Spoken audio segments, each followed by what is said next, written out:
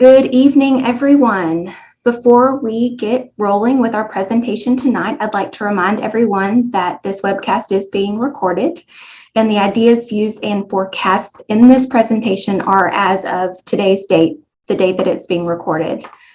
They are subject to change without notice, may prove incorrect, and do not represent a recommendation or offer of any particular security or investment. Investing is a fundamentally uncertain process, and Telarray cannot predict the future or guarantee any specific investment result. This material represents Telarray's intellectual property and may not be published, reproduced, transmitted, or rebroadcast in any form without the express written permission from Telarray. I am Chelsea Sloan, Director of People Experience at Telarray, and I want to welcome everyone to tonight's presentation on budgeting for higher income households. Our presenter this evening is Telarray's Chief Investment Officer, Jean Gard. I will be taking questions through our chat box, and please be sure to stick around for our question and answer segment at the end. Thank you to all of our guests for joining us this evening. I will hand it over to you, Jean. Great. Thank you, Chelsea. I really appreciate the introduction. And I'm really excited about tonight's topic, which is, as Chelsea mentioned, budgeting for higher income households. The point of this presentation is not to just be sort of a spending scold or a debt scold. It'd be easy to say, well, just don't spend so much money. But I think there's a lot more nuance to it for that, particularly as household incomes get higher. We could say, go do Dave Ramsey, and Dave Ramsey might be great for you, but if you're the CFO of a publicly traded Fortune 500 company, there might be a little bit more nuance in what you're trying to accomplish than what could be captured in some of those, I guess you'd say, more mass market type approaches. So I'm just going to share my screen real quick, and let's see. Always takes just a moment to get it straight. Okay, great. There we go. So really the impetus for this presentation is really demand from clients here at Telarray. You know, there's some people, one of our clients in particular came to me and said, I have a really great income. I'm making more money than I've ever made in my whole life. And in fact, he does have a high six-figure kind of income.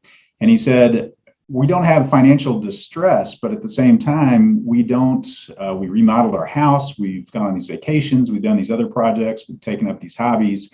And at the end of the month or quarter or year or whatever it is, we just don't have a lot of money left over. So this is a person with a very high income now. And in fact, he had a reasonably high income for many years. But the issue is, the investment portfolio to facilitate financial independence or another path or retirement just didn't really exist for him. So even though he has extremely high income, he still could use some tips and tools to try to think about how to focus spending and saving in a different way. So one of the things I always start with is this quote from David Copperfield, which I think captures the issue really well. It's really not as appropriate for this group, because what it's basically saying is, if you make X dollars a year and you spend ever so slightly less than that, you can probably be very happy. But if you spend ever so slightly more than that consistently, then you can have all kinds of problems. And I would say this is still good advice, but I would revise it to maybe say that if you focus your efforts on an area of control and take the money that you can put away for the future and separate that out, you can still focus in a way that helps you address your spending and address what you want to achieve, without this sort of overall sense of abundance that can actually lead you astray. Normally, there's a lot of literature on abundance thinking and abundance mindset rather than scarcity mindset. But ironically, when it comes to personal finance, you actually want to have a little bit of a scarcity mindset about how you manage your money so that you can have abundance currently, but also later in life. So I thought we'd start out with an exercise. And this ridiculous picture, I'll explain it in just a minute, but I think it's a really interesting exercise to just, and I won't waste your time with, 90 seconds of silence here, but if you just think back on the best times in your life that you've experienced, what you might find is that the most conventionally spectacular thing you've ever done, maybe going to, say, an all-inclusive resort in Madagascar or something, that might have been pretty great. But if you really think back, for a lot of people, the best times in life aren't necessarily when you're doing the most expensive thing you've ever done. A lot of times people think back to high school or college age, or shortly after graduation, when you lived in, not the nicest part of town, but you had good friends and good experiences. So I think that exercise is interesting. And the reason we put Bill Gates there is he has a really famous saying that when he gets asked about being a billionaire, one of the things he says is it's the same hamburger. And what he means by that is he obviously could have anything he wants. I mean, he could eat virtually any food he wants at any time of day. They could be flown in from anywhere. It doesn't matter. He has the resources to do that. But really, he just kind of enjoys eating a good hamburger. So that's what he eats a lot of the time. And he enjoyed that before he was a billionaire. And now that he's one of the richest people in the world, he still really enjoys it just as much. So that aspect of his life didn't really change that much. And there's a lot of his aspects of his life that didn't change that much. And granted, he could eat a burger on his private jet when he flies to, Europe or whatever. But the point is that it's not always true that spending more money causes more happiness. And I think that's something that people get caught up in, especially when you start moving beyond sort of a middle income realm up into the higher income realm. There's just a lot of pressure to keep up with the Joneses and have a certain lifestyle. And that can be great. Again, the point of this isn't to be a debt scold, or a spending scold, but I think this image here kind of sums up the point I'm trying to make. And that is, as your income gets higher and higher, you can have really any kind of lifestyle you want, but ultimately the one thing that's not a renewable resource is time. So in order to have a really spectacular lifestyle, if you're still having to work 60 or 70 hours a week as you get older and get into middle age and beyond, you might at some point want to consider scaling that back a little bit just to have more time, either more time with your family or more time doing the hobbies you want, or things like that, because the time is the one thing you can't get back. And so we're going through some kind of general principles here, but we actually are going to get to some actual budgeting content here eventually. One term that's really common in the literature, which I think is important if you haven't heard it, is the idea of the hedonic treadmill. And what that means is when you have a want or a desire or something you're interested in, you can see the way that this cycle works. You get interested in something, it gets amplified by media and by the very adept advertising engine that's out there and marketing engine that helps draw you into it. To get you to a buying decision, you actually buy the thing, and it's really great for a while, a few hours or days or weeks or months even, but then it starts to wear off.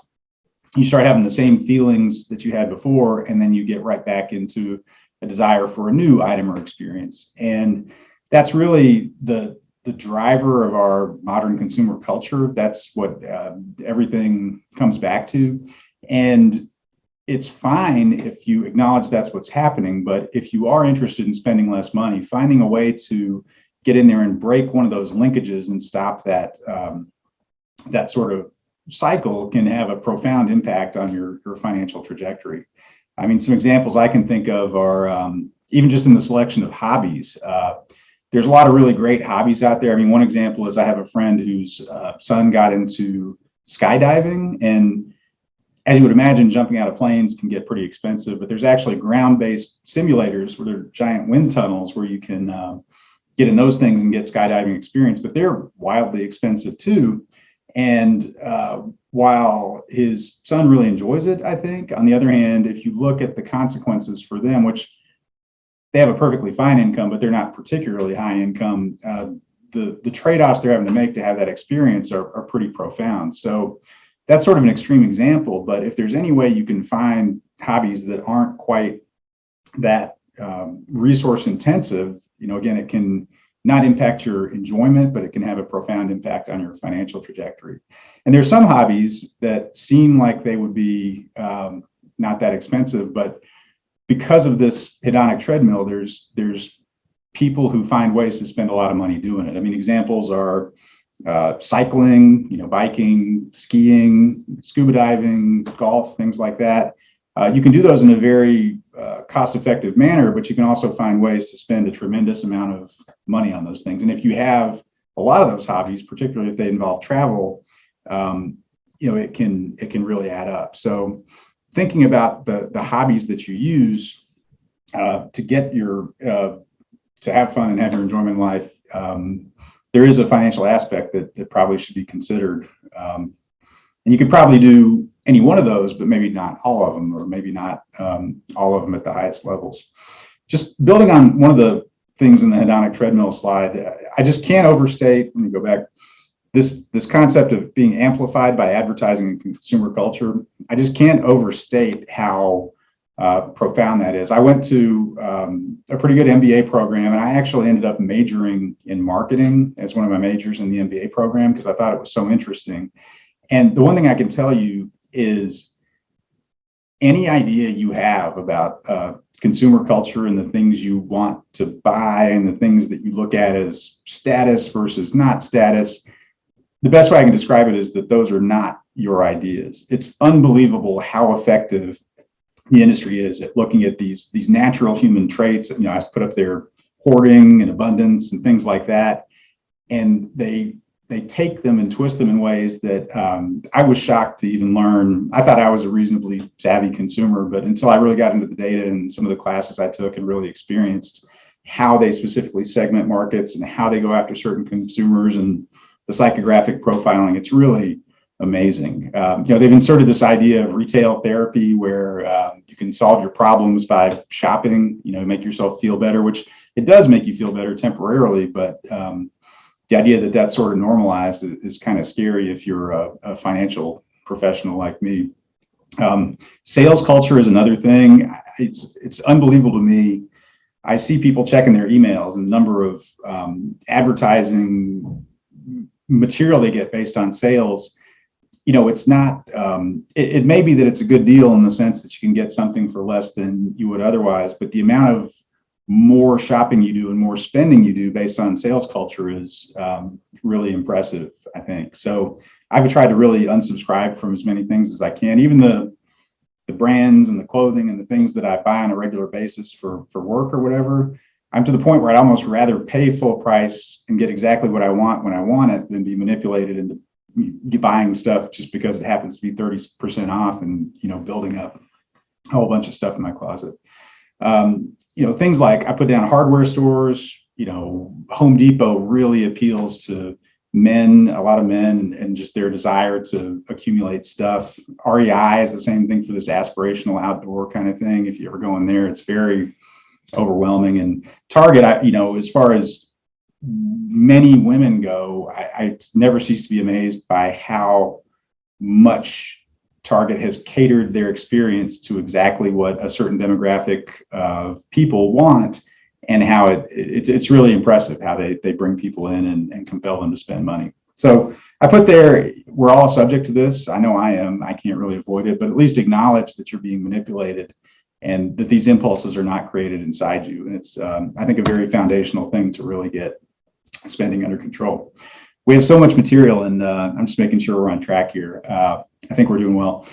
One other really key foundational point you'll hear me talking about throughout this is something I call the 25X rule. It's in the inverse of that would be the 4% rule.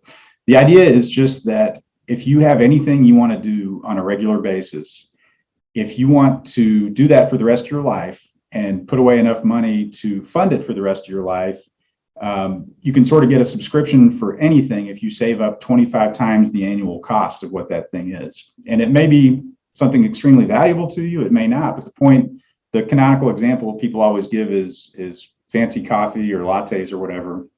And just to make round numbers, I said, if you spend $5 a day, every day, which I know you probably couldn't, but just imagine you did, $5 a day, 365 days a year, in today's dollars to sort of fund that for the rest of your life, you would have to put away 5 times 365 times 25 for about $45,000 to fund that habit for the rest of your life. So as you're thinking about financial independence and retiring, even a small thing like that, maybe it's totally worth it for you. Maybe that's one of the ways you get enjoyment out of life, and that's fine. But for most people, finding another $50,000 under a mattress is not something that happens right away. So almost certainly you would have to work a little bit longer or make other sacrifices to fund that. So as we talk more about the actual budgeting, I think that's a very foundational point that should be interesting.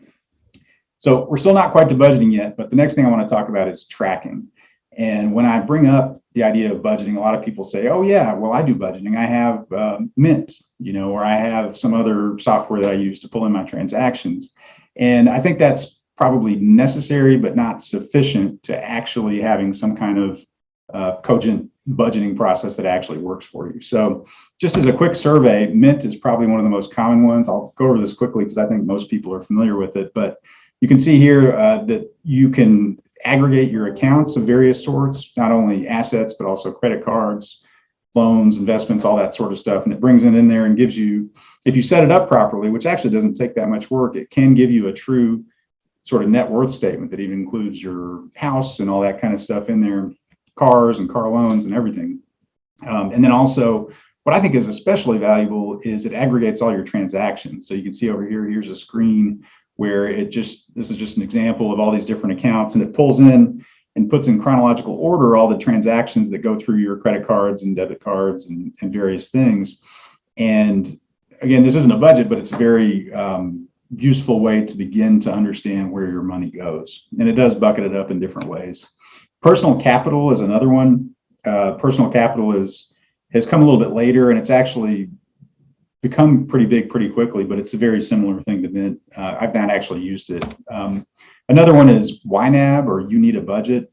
There was actually a book which many people, resonated with many people, and it is a system that you can incorporate, but they do have this tool online that at its base level is just sort of like Mint or something like that, and then you can add on the actual YNAB process over that if you're interested.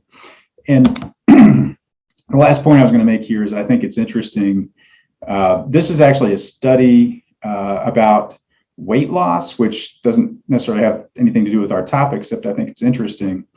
This one particular study, they found that even if you're trying to lose weight, and even if you have no other system or method in place, if you simply observe your weight on a regular basis and document it and track it, and maybe even graph it, I can't remember the details, people that did that actually lost weight compared to the control group that really didn't lose any weight as part of the study. And it's just that active observation can, even if you don't have a specific plan, that active observation can be very profound and meaningful. And it may not be good for your mental health to look at the scale every day or track your weight, but it does seem to have an impact. So in the same way, I'd say even just aggregating all your accounts together like this and looking at it on a periodic basis, I think sort of brings your spending out into the cold gray light of dawn, as the bluegrass songs say, where you can actually see what's actually happening.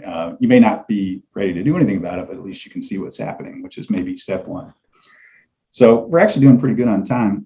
Actually, we have a question, Sure. If you don't mind pausing. Our question says, are these tracking systems free, or is there a cost associated? Oh yeah, great question. So as far as I know, Mint is completely free, as far as I know. At least I've used it for a number of years, and I've never been compelled to subscribe any further. Personal capital, I think it's free, but my understanding is once your assets go above a certain level, which actually might only be something pretty low, like $100,000, I think you start getting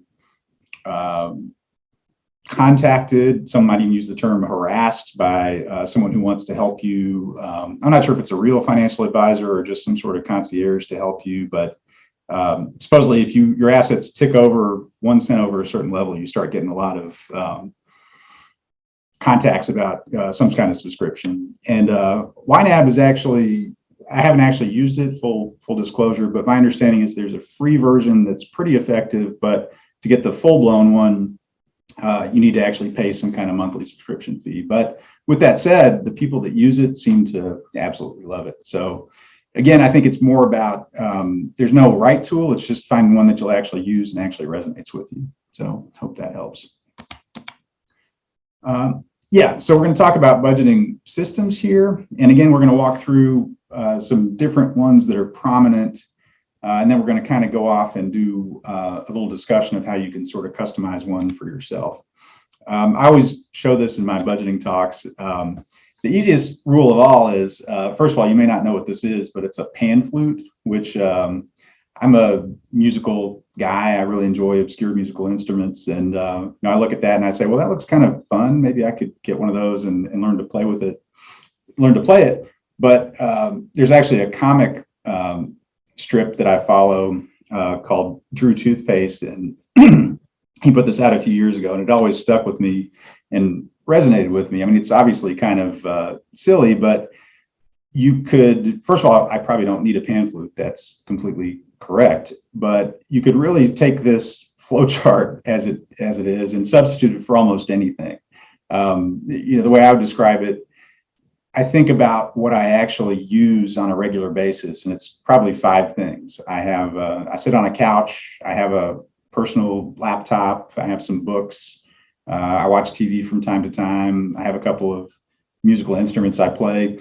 That's probably 95% of what I do when I'm not actually at work. So really anything else that I could buy almost would, again, that hedonic treadmill thing, it might feel good to buy it, but I feel like pretty rapidly it would get put aside or put into storage or something like that. So every time, well, not every time, but when I think seriously about a big purchase, I always think of this flow chart. And as silly as it is, to me, it's the ultimate first principle of budgeting.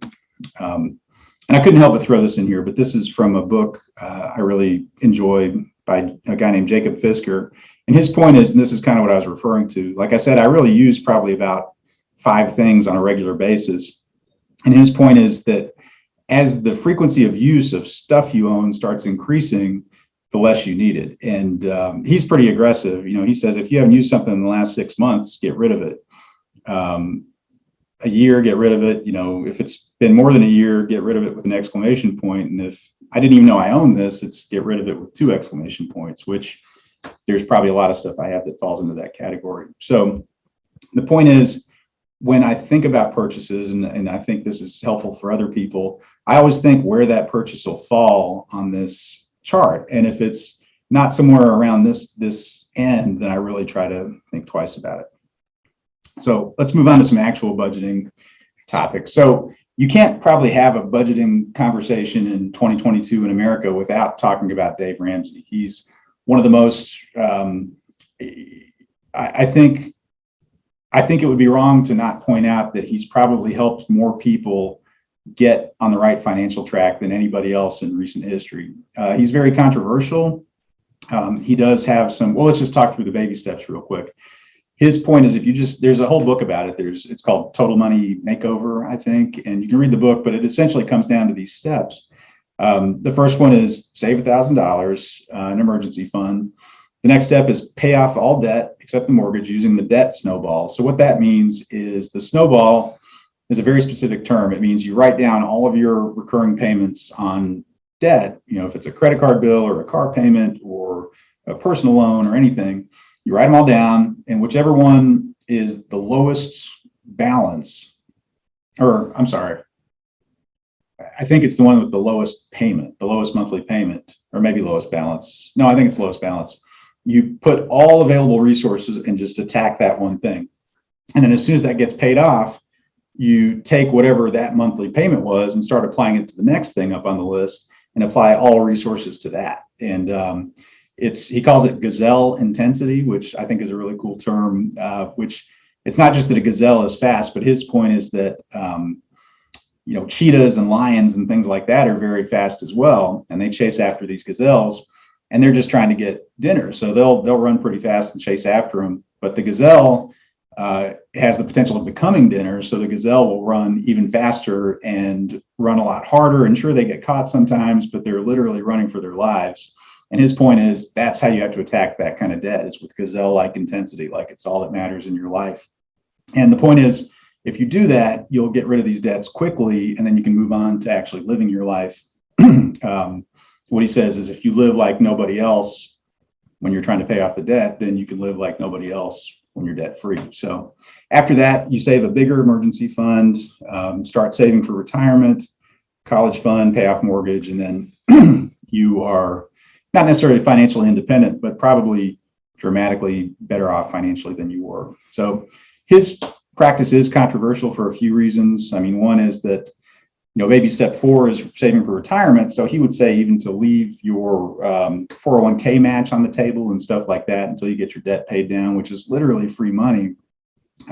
He says don't do debt consolidation loans, don't violate the snowball. So the point is that you could pay off your highest interest debt first, which would be technically better, but he thinks that momentum from paying off the smaller ones first will help you keep up that gazelle-like intensity. And his point is, if you were such a profoundly gifted financial engineer, then how did you get yourself in all this debt to begin with? So people quibble about the details, but I think really in general it does help. But if you're a higher income person, a lot of the stuff wouldn't necessarily make sense. You'd probably need more than $1,000 for your emergency fund. Some debt you might want to hang on to. Again, it may be that you're in a position where you could sort of accomplish all 7 baby steps tomorrow. You could pay down your house and pay off all those other things, but you may have other more complex financial goals that don't lend themselves to this exact formula. So, but the point is, you could do an awful lot worse than this sort of practice. So if this does resonate for you, or if you feel like you can be, the term on the message boards is Dave-ish, not Dave fully, but Dave-like, that can work for you. But don't talk about it, because there's no more rabid fans in the online financial community than Dave Ramsey fans. And in their main Facebook group, people get banned all the time for the slightest transgression against the rules of the system. So, but it can be very useful. And some of the things that come out of Dave Ramsey, one is the envelope system, which works for some people, where you keep a budget and you actually get cash out of the bank and put it in envelopes and spend it down. And it's a very direct way to know where you stand on your monthly budget. If you've got $20 left in your grocery envelope, then that's how much money you have for groceries for the rest of the month. Again, this probably isn't as applicable for high income people, but there's been more and more checking accounts lately. And I put up there, Ally is one example, American Express high yield savings account is another one, where rather than having to open a bunch of different accounts, if you want to try to earmark money for different things, you can have just one account, but you can actually sort of create envelopes within there, which again, you probably don't want to deal with cash if you're a higher income, higher spending kind of household, but there's some tools there you could take away from it that might be useful. The other thing I think is useful from Dave Ramsey is the idea of sinking funds, which, if you know about the bond term, I don't think they use it exactly correctly, but essentially what it means is if you pay off just for example, if you have a car and you pay off your car loan or never have a car loan to begin with, he would say that you immediately should start saving money every month for your next car when this car gets cycled out in however long it's going to be, 5 or 7 years or whatever it might be. So that idea of sinking funds, I think, can be applicable to higher net worth households. Even if you don't have to save for the future, just the act of consciously doing it, even if you know you're going to get a big bonus or a big option exercise 6 months from now, just the idea of starting to be intentional about what you put money away for can be valuable.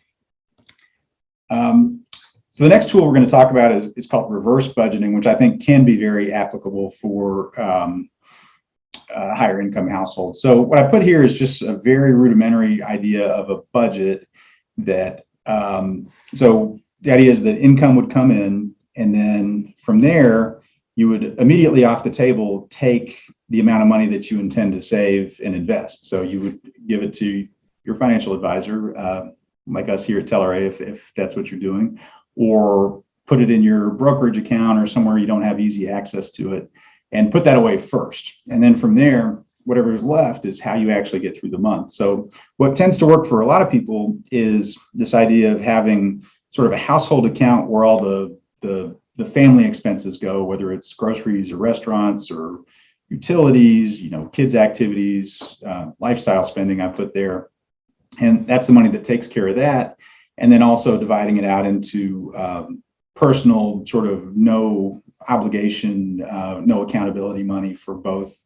If you have a 2-parent household, that both of you can have your own money. And there's actually a great story one of our advisors here, Rob, has about how You have to ask him if you ever run into Rob about his engagement ring and saving money for it. But even to this day, he and his wife have, they actually do use cash. They have a certain amount of cash that they take out of the bank or give each other that's sort of their walking around pocket money. And it seems to work really well for them.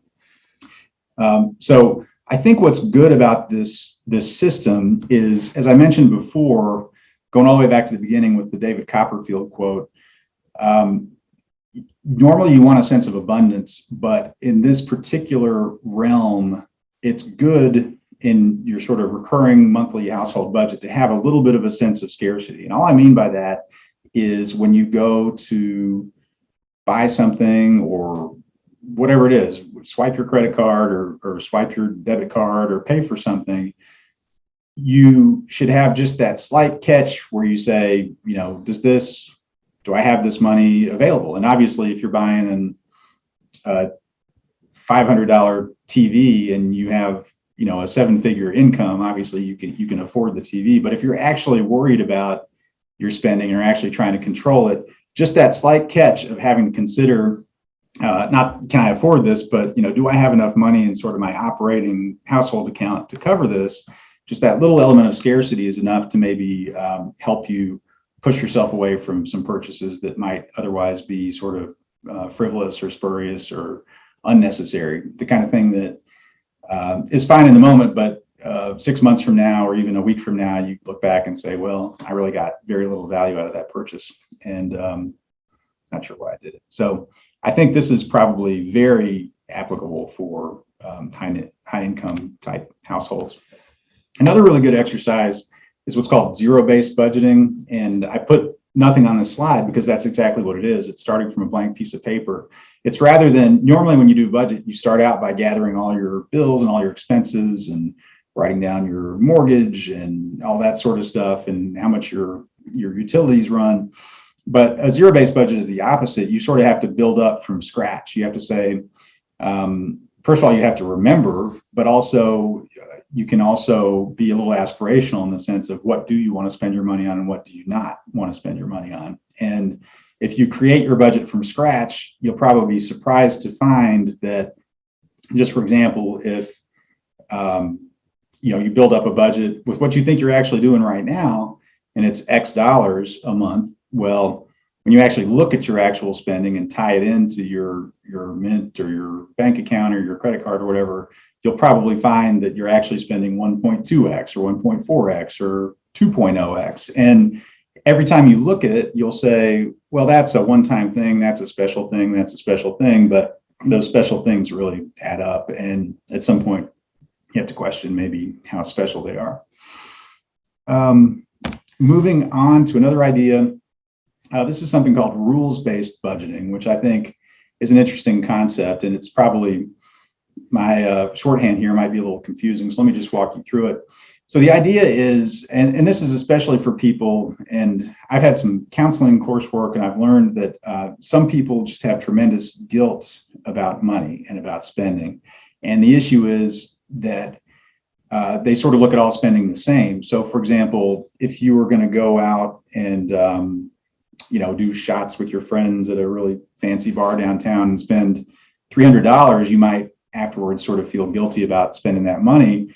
But when you go to pay your water bill the next day, the fact that you're spending $150 on your water bill, you feel just as guilty as that, even though one of those expenses is very optional and one of them is not optional at all. So the idea of this green light, red light system is that you take certain types of spending. I would just say, for example, utilities would be something that you should really feel no guilt about paying. And I mean, you could probably manage down your power bill maybe, but generally speaking, you're probably better off if you just pay it.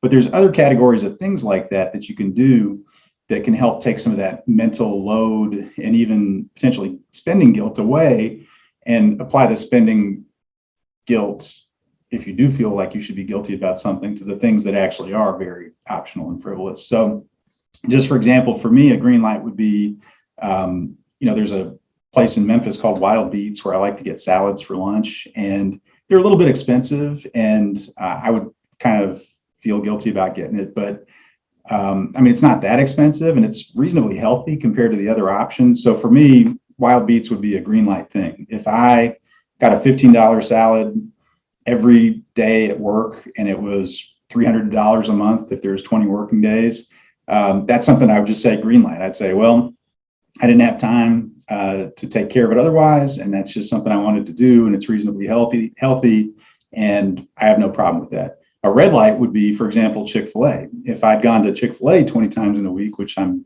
prone to do as well, and I spent $300 there, I would say, well, that's something I probably should feel guilty about because it's not meeting my goals and values and things like that. So, again, when we're talking about mass market budgeting, people talk about having to get their grocery bill down. That's a big imperative, grocery bill.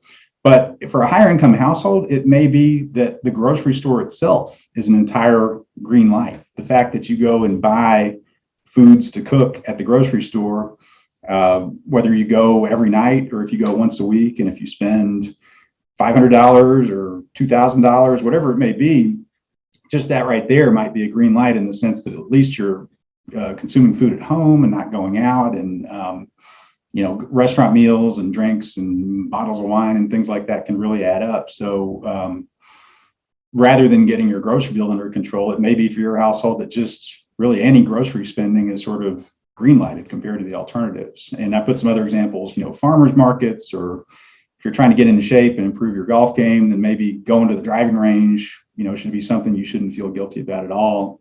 And some people even have rules that say, as long as you don't hoard them and have huge stacks, that even just buying books in general, that's something you should green light. And on the other side, I've put some examples, eating lunch out, not at an approved place, maybe a red light for you.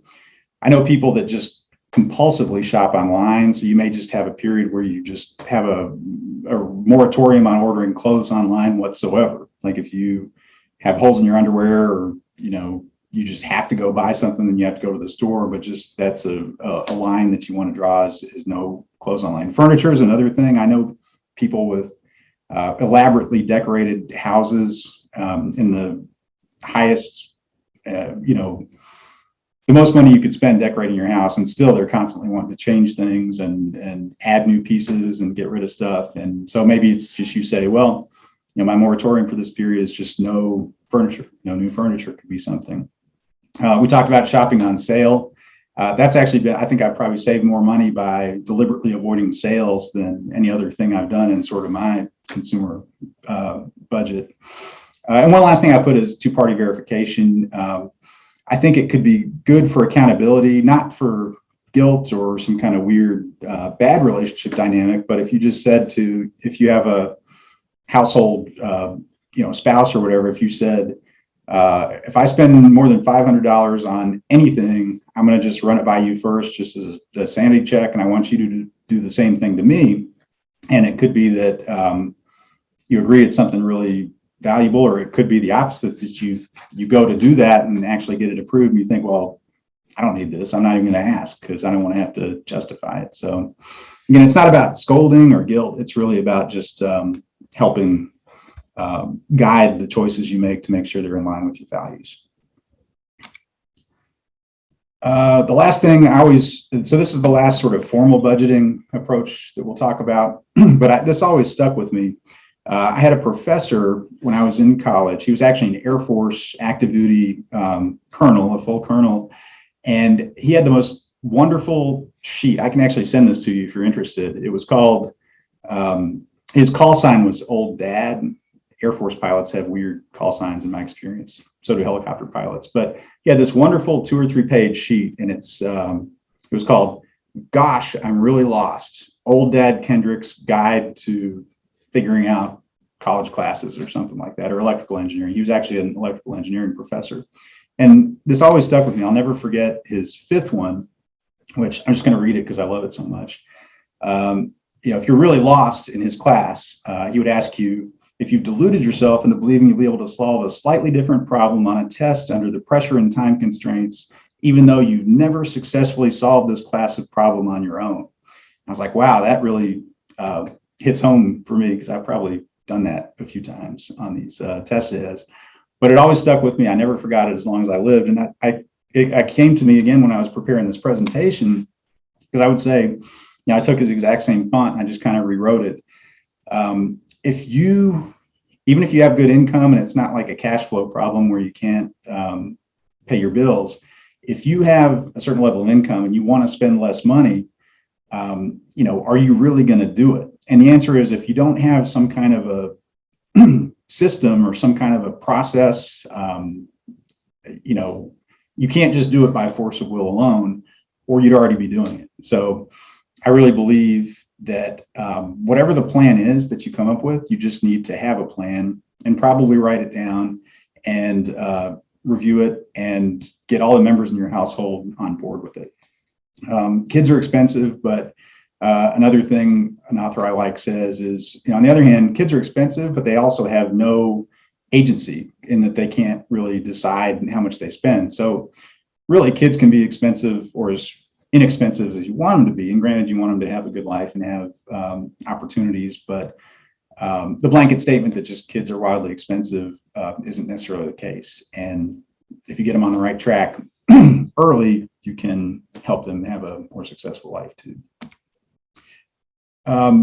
So one last thing I want to talk about, and it's important enough to give it its own category. I'm always running a little bit behind, but I think we're actually doing okay right now, I think, with what we have to get through. Dean, before we start on credit cards, we do have a question. Sure. Is there a way to get a list or PDF of these exercises to build a plan?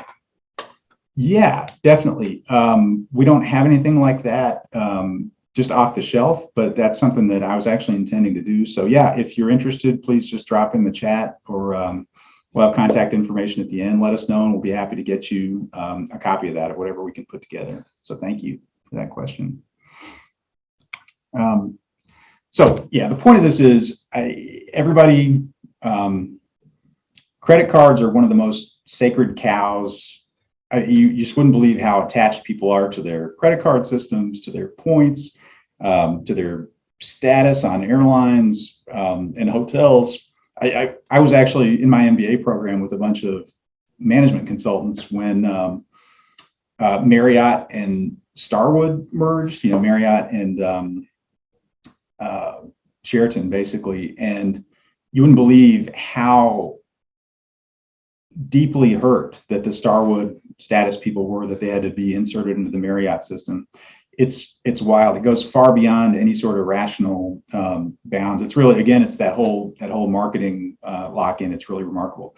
But the point is that credit card rewards are probably more money has been spent in the pursuit of credit card rewards unnecessarily than really any other sort of financial goal, or whatever you want to call it, there could be. And what people always say is, I've got a great system. I have the best rewards cards, and I put all my spending on my credit cards, and I pay it off every month, so I'm good to go. And the point I make is that that's probably all true. But again, if we're talking about high income households, the metric is not, did you manage to pay it all off, or did you not run out of money? The metric is, are you actually controlling your spending in the way that lines up with your goals and values? And the bottom line is, you absolutely spend more if you use a credit card than if you don't. And there was actually a study of this a number of years ago in Boston, and I don't want to waste too much time talking about it, but the bottom line is, they went to some students, they said, we have some Celtics playoff tickets for this basketball game, and you need to bid on how much you want to spend to get these tickets.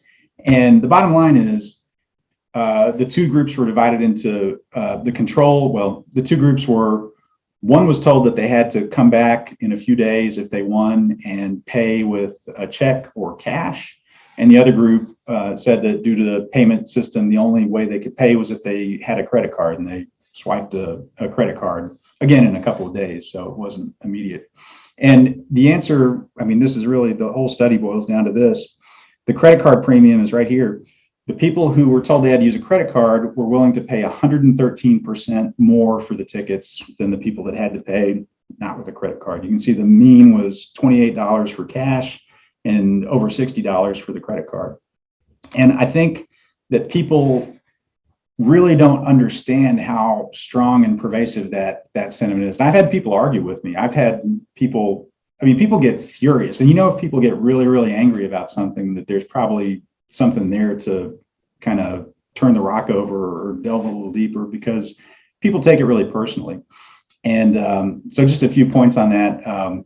I used to be involved in the nuclear Navy, and when more junior people would do post-operational briefs after nuclear operations, you'd have to talk about what you did well and what you didn't do well. And people would always joke, well, we did well because we didn't have a nuclear accident. And, the more senior people would go apoplectic, because they'd say, if the only metric of whether or not this was a successful evolution is if you had a nuclear accident or not, then you need to dramatically revise your criteria of what makes a successful exercise. So in the same way, I mean, that's how strongly I feel about this. If your only metric to know that you're doing well with your credit cards is that you pay them off every month, then there's probably a lot of opportunity there.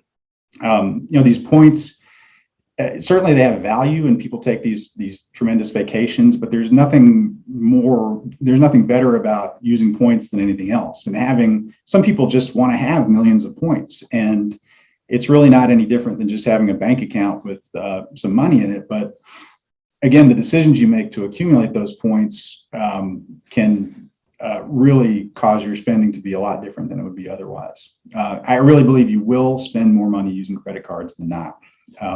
One thing I advise, I've learned people are not going to get rid of them. In fact, I haven't gotten rid of mine. I still use mine and accumulate points. But one thing I'd recommend is trying a cleanse. And what I mean by that is just put your card away for a few weeks or a month and actually use a debit card, and not one tied to an account that has $300,000 in it. Actually have an account with a debit card where the amount of money in that account is somewhere less than 1 month or a couple weeks of your typical spending that you have to actually monitor. And I think you'll be shocked at how your spending habits change if you do that. One tip is, if you really just insist on using credit cards, which I do, is you don't have to pay off every month. You can actually pay off your card more frequently. And that act of having to get in there and do it weekly or even more frequently than that, I think, again, sends home a message of how much you're actually spending and makes you be more aware of it.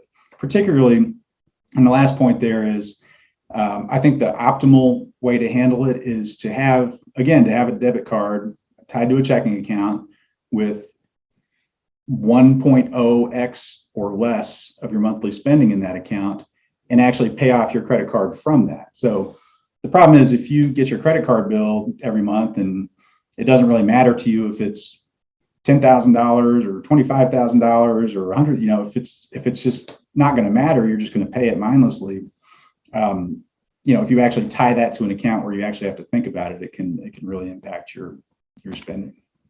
So we do have about 12 minutes left. So what I really came up with is just some sort of principles to tie together everything we talked about here, which isn't a specific plan in and of itself, but hopefully it'll help you, lead you to coming up with a plan. So I won't read these word for word, but again, associating spending with pleasure or coping, obviously, probably most things you do that are enjoyable do cost some money somehow, but if you're actually spending money to cope or actually derive pleasure from the act of spending money, then that's something you probably need to seriously consider. We talked about the scarcity of mindset, about financial resources, so you can have an abundance mindset in the rest of your life. I always think about that 4% rule I mentioned. Again, if you want to do anything in a recurring fashion, you need 25 times the annual spending on it to feel reasonably confident that you won't run out of money. So just to think about the trade-offs there. I think it's really important. I put acknowledge your views are shaped by high octane marketing. It's so true. There's great books on that topic. Credit cards make you spend more. And the last thing I'd say is think carefully about what your kids experience. I actually talked to somebody who was going through a divorce, and their point was that their lifestyle would be somewhat impacted, but their ex-spouse came from a very wealthy family, and the point was that the kids would still get to have that really high-class lifestyle when they spent time with the ex-spouse and ex-spouse's family. And my point was, well, I guess that's good on one hand, but on the other hand, kids almost would be better off not being exposed to that kind of thing, because if you do get exposed to it and get that conditioning, it's hard to not have that available Or worse, you may think that kind of thing is the most important thing in life, and maybe it's not. I mean, the example I always give is if you're going to go to Palm Beach to the Breakers, or some kind of all-inclusive resort, that can be great, but your kids, honestly, I'm sure they would enjoy that. But on the other hand, they would also enjoy staying, at a sort of a rundown motel further up on the beach. Kids, especially when they're younger, it's really all about community and family and time together and things like that more than the other stuff, which hopefully that's true for everybody, but it does get confusing, I think, as you get older.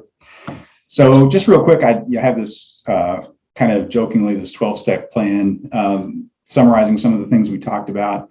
So I think periodic spending reviews with you and your significant other, if you were in a relationship, again, using those tracking tools like Mint or whatever, even just sitting down and looking at it and talking through what kind of things are being prioritized, why you're spending is good, and to do it on a recurring basis. I said set an alarm. Collaboration limit, where if you say over this amount of money we need to collaborate on it, or we need accountability from each other. Again, it's not like scolding or surveillance. It's more about helping each other be accountable. The zero-based budget exercise, I think, is a good one. Managing your credit cards, that's in italics. I think you understand what I mean after my diatribe earlier. Think about real estate. I just said, people get in the habit of wanting to have vacation houses and sometimes another vacation house. And then pretty soon you need some kind of person to help you with all your real estate. And it's something that really adds up. So I would just say really think twice before you expand your real estate empire too broadly, especially in the current sort of rising mortgage rate environment. Some people enjoy doing a reset. I put there a no sale or spend day. I talked about how I prefer not to shop at sales, which has helped me spend less, but people actually do a no spend week or month, or some people even try to do a year where you have to just sort of barter. That's probably a little extreme, but another tool there is a cart waiting period. If you're buying stuff online, you can force yourself to keep it in your shopping cart for a week or something like that, just to make sure you really want it. You'd be shocked at how many things get deleted out of your shopping cart if you use that practice. Talked a little bit about delayed gratification. Again, even if you're going to have a massive bonus or liquidity event, even still, just thinking ahead and starting to make plans and put a little money away every month for a vacation or whatever it may be can help ground you, I think, even if you don't need to. I love the concept of emergency food rations. And what I mean by that is if you are prone to eating out, if you, and you want to eat out less for health reasons or monetary reasons or whatever, if you have foods around that help you not need to go out, it can help you not have this sort of scarcity mindset where you panic and just order a massive Grubhub delivery or go to lunch every day. So for me, example for me is I have just cans of literal Campbell's soup in my office. And I know no matter what, if I get busy or if something comes up, I don't have to go across the street to Chick-fil-A, which again is more of a health concern than a budgetary concern. I have access to food that can tide me over till I can find something else. And you can also do that when you travel, keep stuff in your car, snacks and things like that. I think it's something that's really helped me. We are running a little low on time, so let me keep moving here. I put serious closet FOFI. It's sort of the opposite of FIFO. And the Marie Kondo stuff and the decluttering was big. And if that works for you, that's great if you can reduce some of your stuff. But for me, what I mean by that is first out, first in. For a while, and I still do this actually, when I wear clothes, just for example, in a closet, I don't sort them by color or seasons or anything like that. I always put whatever's most recently washed or worn on the far side, on the far right. And I could pull from anywhere in the closet, but I always put the stuff back on the far right. And so what that tells me, if you do that for a while, for a few weeks or months, is all the stuff on the far left side doesn't get worn that much. And in fact, whatever is in the very, very, very farthest left is your least popular thing, which you could probably seriously consider purging. And it ends up being stuff like a cap and gown from some graduation that's obviously never going to be worn again. You can take a picture of it, or just some shirt that it looks fine in theory, but you just never reach for. So you can purge some of that stuff, and then also get into, I put a net zero flow, where once you get sort of stabilized in your wardrobe, if you buy something new, you got to get rid of something else. Is one way to think about it, which not only can help with your budgeting, but a lot of other things too. Something that's amazing is an Amazon review. And if we have just a minute, I can show you, well, we probably don't have time, but if you go to Amazon, you can actually, well, let me see if I have it pulled up, because it's just so interesting. I've been kind of doing this. I can't stop. I was just going to show you, if you go to Amazon, it shows your recent orders for the last 30 days or something. Hopefully nothing here is too inappropriate, but you can actually roll back your orders all the way back to the beginning of time, since Amazon was invented in 95. And in fact, I think my first purchase, somebody had a referral link, was a Franz Kafka book in 2000. But I mean, it's amazing. And what's fascinating is you can go back and look at different periods and really reflect on the things you buy. We bought a baby book. We bought Lost season 1 on DVD in 2005. And it's amazing how many things you don't even remember buying, or things that aren't really consumable, but essentially are consumable because, there's entire years where I think, I really probably don't need anything from that year in my life. One thing I was excited about is I looked at 2013, and, this pair of flip-flops, which I bought almost 10 years ago, actually, are sitting in my office right now, and I still wear them on a regular basis. So I guess I got my money's worth from that. But it's really interesting to look back at your Amazon history, because unlike every other source, they don't purge it. So it's pretty cool. We got to get moving here. So I call it a storage tour, but if you look around your house, especially if you get into the hobbies, if you have ski equipment and whatever, bowling balls and cycling gear and all that kind of stuff, it's amazing how much stuff you can accumulate. And we make fun of Saudi princes and princesses for buying warehouses to store all their sports cars, but really we do that too. And it's amazing how people have to continue to buy bigger and bigger houses, not because their family's expanding, but just because they have to have more and more places to put stuff. So that's one way you can really think about where your spending is going, and maybe curtail it, or even help downsize. And I think the most important step is, I've talked about it a bunch, but if you can manage down the average balance in your primary checking, I think that can have a really profound impact. And I know we only have 2 minutes, but I have 2 things to talk about at the end. One is, there's 2 real interesting studies I just wanted to mention. One is, it gets quoted all the time, and it's the idea that having more than $70,000 in income doesn't make you happier. And that's not actually what the study says. What it says is, once you get much above $70,000, the incidence of negative experiences like fear, worry, and hopelessness and stuff like that subside dramatically, but it doesn't necessarily mean you're less happy. But the point is, if you think about your problems, if you are a high income earner and you have financial problems, they're probably more or less self-imposed. It's not like you're having to decide between buying food and buying clothing and things like that. It's probably much more nuanced than that. And if you have a little bit of sort of gratitude and think more in terms of this kind of thinking, then it can maybe help you solve your problems, or at least realize that maybe they're not quite as bad as you think they are. And it's interesting to note that the median household income is only about $60,000 a year. It's trending up towards $70,000. But when you have a particularly high income, it's hard to imagine that, if the median income is $70,000, that means half of American households get by on less than that. And there's plenty of them that are very happy and healthy and in great shape. And so, again, just kind of in a gratitude sense and a big picture sense, if you think about that, it can kind of help you inform your budgetary decisions. One study that actually was about happiness and not just minimizing negative emotions was this study from Harvard, which went over 75 years and tracked the same people in this longitudinal study. It's really hard to do that, but the bottom line was, they looked at all kinds of variables. They looked at income, they looked at net worth, they looked at every variable you can imagine to try to determine if somebody's happy. And you can see here, the bottom line was that really the only message they got out of it that was clear was that it's good relationships with, good people is what makes you happier and healthier, and everything else sort of gets averaged out in the control. So we're right at time, but I just wanted to turn it back over to Chelsea to see if we had any other questions or if we could wrap up here. So thank you for listening, and Chelsea, appreciate your help. Our time has come to an end this evening. We'd like to be respectful of everyone's time tonight, and thank you again for joining us. If you do have any questions, feel free to contact us at either of these email addresses that you see here on the screen. We are always interested in hearing from you about any topics that you might find interesting or helpful that we could cover for you. And again, we thank you so much for spending this evening with us, and we look forward to seeing you again next time. Thanks, Jean.